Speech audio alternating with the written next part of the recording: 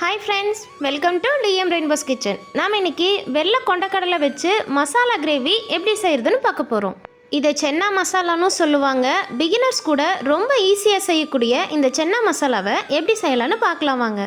ஒரு கப் வெள்ளை சுண்டலை தண்ணி ஊற்றி 5-6 மணி நேரம் நல்லா ஊற வச்சு எடுத்துக்கோங்க. வெள்ளை கொண்டக்கடலை சுண்டலுக்கு பதிலாக கருப்பு கொண்டக்கடலை சுண்டல் வச்சு கூட நீங்கள் இந்த கிரேவியை செய்யலாம். ரொம்பவே டேஸ்டியாக இருக்கும்.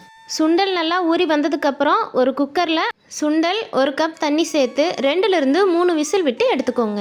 இப்போ ஒரு கடாயை எடுத்துக்கோங்க. அதில் 2 ஸ்பூன் ஆயில் சேர்த்துக்கோங்க. ஆயில் நல்லா சூடானதுக்கப்புறம் 2 ஏலக்காய் சேர்த்துக்கோங்க.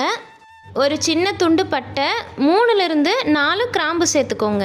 இது கூடவே கொஞ்சமாக கல்பாசி சேர்த்துக்கோங்க. கல்பாசி இந்த அளவு சேர்த்துக்கிட்டிங்கனாவே போதும். அதிகமாக சேர்த்துட்டிங்கன்னா கிரேவி லைட்டாக கசப்பாகிடும். இது கூடவே கொஞ்சமாக ரோஜா இதழ், 1/2 கப் சின்ன வெங்காயம் சேர்த்துக்கோங்க. சின்ன வெங்காயத்துக்கு பதிலாக பெரிய வெங்காயம் கூட நீங்கள் சேர்த்துக்கலாம். மீடியம் சைஸில் 2 பெரிய வெங்காயம் சேர்த்திங்கன்னா சரியாக இருக்கும்.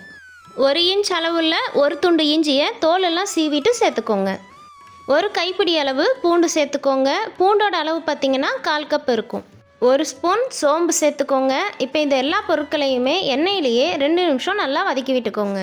மசாலா எல்லாமே நல்லா வதக்கி அரைச்சி தான் கிரேவி செய்ய போகிறோம். இந்த சென்னா மசாலா ரொம்பவே டேஸ்டியாக இருக்கும். மீடியம் சைஸில் நல்ல பழுத்து இருக்க 3 தக்காளி பழம் 1-2 கட் பண்ணிவிட்டு சேர்த்துக்கோங்க.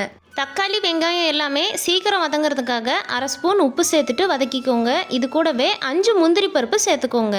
முந்திரி சேர்த்து கிரேவி செய்யும்போது கிரேவிக்கு நல்ல ஒரு ரிச் டேஸ்ட் கிடைக்கும். உங்களுக்கு முந்திரி பருப்பு சேர்க்க வேண்டாம்னா வறுத்த நிலக்கடலை கூட 2 ஸ்பூன் சேர்த்துக்கலாம். இப்போ நல்லா ஒரு முறை மிக்ஸ் பண்ணி விடுங்க. இப்போ தக்காளி வெங்காயம் எல்லாமே நல்லா வதங்கி வந்ததுக்கப்புறம் முழுமையாக ஆற வச்சுட்டு ஒரு மிக்சி ஜாரில் கொஞ்சமாக தண்ணி விட்டு நல்லா கெட்டியான பேஸ்ட்டாக அரைச்சி எடுத்துக்கோங்க. ஒரு அகலமான கடாய் எடுத்துக்கோங்க. அதில் 4-5 ஸ்பூன் ஆயில் சேர்த்துக்கோங்க. எண்ணெய் கொஞ்சம் அதிகமாக இருந்தால் தான் ஹோட்டலில் கிடைக்கிறது போல் கிரேவி நல்ல டேஸ்டியாக கிடைக்கும். ஆயிலுக்கு பதிலாக பட்டர் இல்லைனா நெய் சேர்த்து கூட நீங்கள் கிரேவி செய்யலாம். ஆயில் நல்லா சூடானதுக்கப்புறம் 1/2 ஸ்பூன் சீரகம் சேர்த்துக்கோங்க. இப்போ நம்ம அரைச்சி எடுத்து வச்சுருக்கோம்ல வெங்காயம் தக்காளி மசாலாவை இது கூடவே சேர்த்துக்கோங்க. அடுப்பு லோ ஃப்ளேமில் வச்சுட்டு எண்ணெயிலேயே இந்த மசாலா 2 நிமிஷம் நல்லா குக்காகி வர அளவுக்கு வதக்கி விட்டுக்கோங்க. எண்ணெயிலேயே மசாலாவை இது போல் வதக்கிட்டு செய்யும்போது கிரேவிக்கு நல்ல ஒரு ஃப்ளேவர் கிடைக்கும். இந்த ஸ்டேஜில் 1/4 ஸ்பூன் மஞ்சள் தூள், 2 ஸ்பூன் மல்லித்தூள் சேர்த்துக்கோங்க. உங்ககிட்ட சீரகத்தூள் இருந்தால் கூட 1/4 ஸ்பூன் சேர்த்துக்கலாம். இது கூடவே 1/2 ஸ்பூன் கரம் மசாலா தூள், காரத்துக்காக 1/4 ஸ்பூன் மிளகாய் தூள் சேர்த்துக்கிறேன். உங்களோட காரத்துக்கு தகுந்த மாதிரி மிளகாய் தூளோட அளவை பார்த்துட்டு சேர்த்துக்கோங்க. இப்போ நல்லா ஒரு முறை மிக்ஸ் பண்ணி விடுங்க. அடுப்பு லோ ஃப்ளேமில் வச்சுட்டு 2 நிமிஷம் மட்டும் கொதிக்க விடுங்க. இப்போ நம்ம வேக வச்சு எடுத்து வச்சுருந்தோம்ல வெள்ளை கொண்டக்கடலையை இது கூடவே சேர்த்துக்கோங்க. நம்ம சேர்த்துருக்க மசாலா கூட சுண்டல் நல்லா மிக்ஸ் ஆகி வர அளவுக்கு நல்லா ஒரு முறை மிக்ஸ் பண்ணி விடுங்க.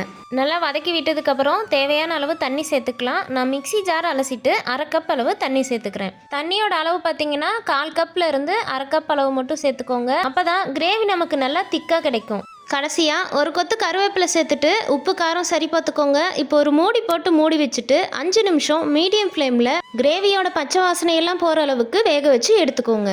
அவ்வளவுதான், நல்ல டேஸ்டியான வெள்ளை கொண்டைக்கடலை மசாலா கிரேவி சூப்பராக ரெடி ஆயிடுச்சு. இதை இட்லி, தோசை, சப்பாத்தி, சாதத்தை கூட வச்சு சாப்பிடும்போது சூப்பரான காம்பினேஷனாக இருக்கும். இந்த கிரேவி உங்களுக்கு பிடிச்சிருந்ததுன்னா லைக் பண்ணுங்கள். உங்கள் ஃப்ரெண்ட்ஸ் அண்ட் ஃபேமிலி கூட நிறைய ஷேர் பண்ணுங்கள். மறக்காமல் டிஎம் ரெயின்போஸ் கிச்சனை சப்ஸ்கிரைப் பண்ணிக்கோங்க. தேங்க்யூ.